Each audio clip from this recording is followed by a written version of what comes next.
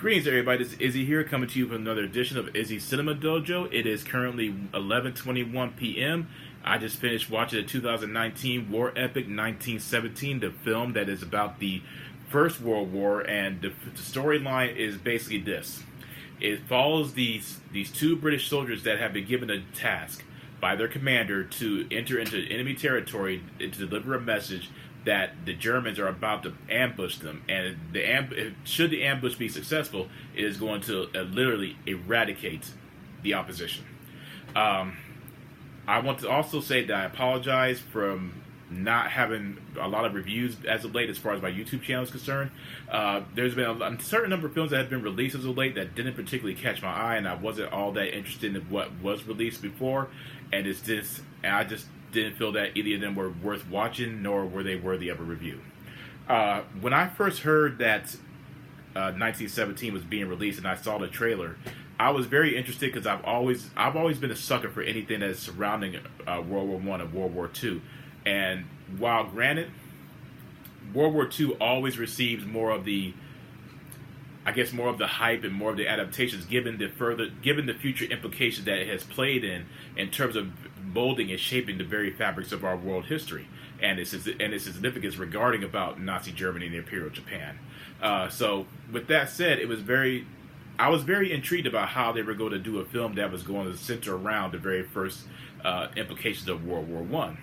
And the reviews that I read and reviews that I heard and watched, they were talking about how this film was quite innovative, given how it was created to look like a continuous one-shot. And that intrigued me in and of itself, because I've always been a fan of anything that looks like looks like it was done in one take. And because I'm not really particularly interested in, shaky cam and fast editing and quick cuts in order to kind of give more of a disorienting view for the audience.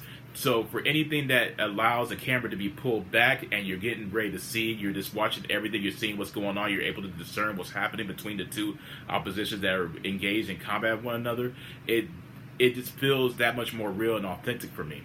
And so when I heard about that particular concept being utilized, I was very curious, and then the reviews started pouring in, and they talked about how great the film was, and how Sam Mendes, director who also did Skyfall, it's quite remarkable how he achieved such a feat, and how the cinematography is quite stunning as well. And let me tell you, folks, I watched it tonight. I just finished watching it, and I have to say the reviews are real. They're absolutely real. I honestly see why they're actually calling this film to possibly win Best Picture at the Academy Awards, because how Sam Mendes and Roger Deakins, how they were able to really create this film and bring it to life in such a fashion. They did a remarkable job. It is very innovative, folks. It's intense, it's brutal, it's dark, it's haunting, it's emotional, it's tragic, and it just makes you feel that much more immersed with the particular universe that they're in, because you're down there in the trenches with them. The camera is following them. You are on this same journey with them, and how it builds up to the overall intensity that's about to transpire, because you are not exactly sure what the next gunfire is going to come from, where the next explosion is going to happen, or who's going to come out the shadows, who's a friend or who's a foe, and it's that much more unpredictable. It's built up, and that's what separates it from a lot of the current war films and even past war films in general. Whereas the explosion, when it happens, what's happening, what's going to happen, because it happens so erratically and it's so sped up that you're prepared for it. And this, with the way this was done, what's going to happen, but you're just that much more, you're on the edge of your seat because you're not exactly sure when it's going to happen. And the cinematography in this film, amazing. I will say this: if this doesn't win any type of awards for cinematography, it will be Highway Robbery. This film is gorgeous and stunning to look at. It just feels organic, and the imagery in totality is very haunting, in the sense that when you're following these two British soldiers onto their journey, and how the camera just pulls back and you just see this epic scope of the aftermath of this particular aftermath, and you're seeing what they're seeing, and just the imagery is just beautiful. I mean, I cannot stress enough how impressed I was with this film, and it's just I literally thought that when they talk about this continuous shot, it was overhyped. It's not overhyped. I mean, they did a brilliant job at achieving this feat.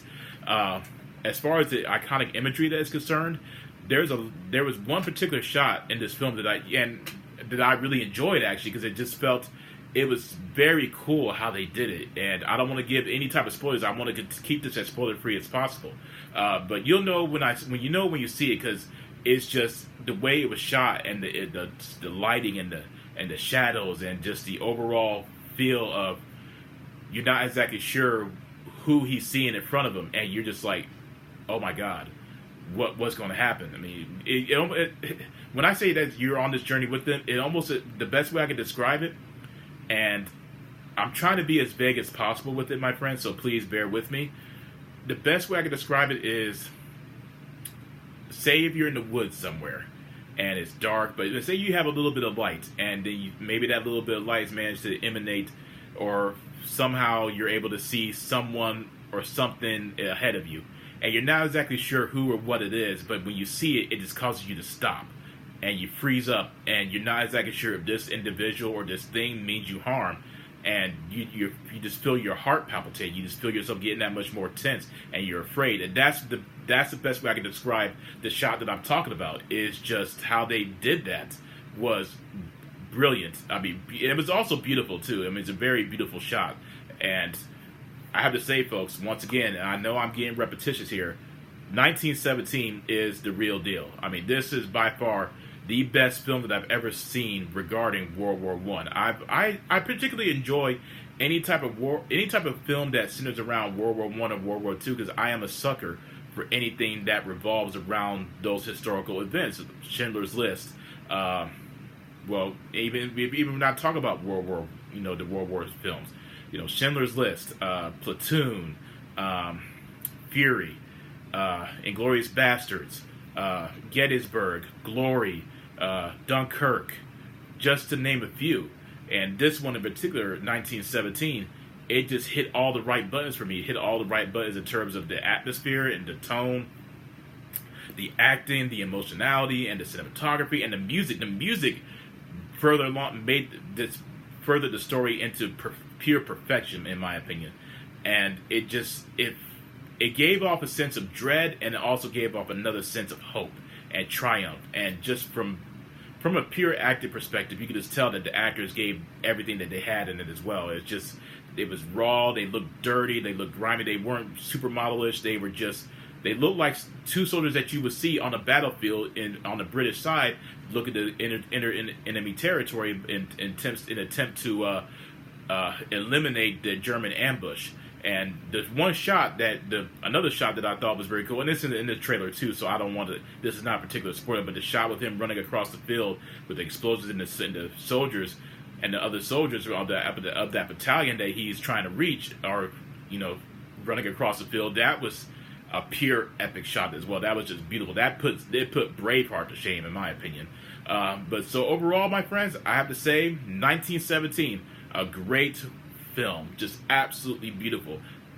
Joker and 1917 are two of the best films that I've watched as of late, and I'm loving the resurgence of the traditional style way of film that's being utilized in terms of the cinematic adaptations that we're experiencing in cinema today.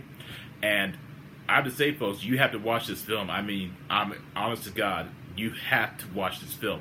Dude, it's not for kids, obviously. It's definitely not for kids. It's very graphic. It's very brutal. It's very bloody. But you have to watch this film. You have to give it a chance. And I know I've always said that when it comes to reviews and critics, that it's very important to allow the audience to form their own opinion when it comes to a film that's being released in theaters, whether it's at home, whether it's in theaters, or whether you're watching it on YouTube, or wherever. Either way, I am fully recommending 1917. I'm at such a loss for words, and I'm in a tight spot, because I want to see the Joker win Best Picture, but I also want to see 1917 win Best Picture too. So I guess I won't be upset if either one of these win, obviously, but I hope one of them does, because if anything other than these two films, if one of them does not win the Academy Award for Best Picture, there is something wrong here, folks. I mean, there's absolutely something wrong here. There literally should not be any competition for Joker nor 1917. It should come down between Joker and 1917, hands down. 1917, truly remarkable. A 5 out of 5 experience, 2 thumbs up. You need to watch it. I fully recommend it, my friends. The next review is most likely going to be Underwater. If not, it will be Bad Boys for Life for sure. But I have to once again state, you need to go watch that 1917, folks. You will not be disappointed, in my opinion.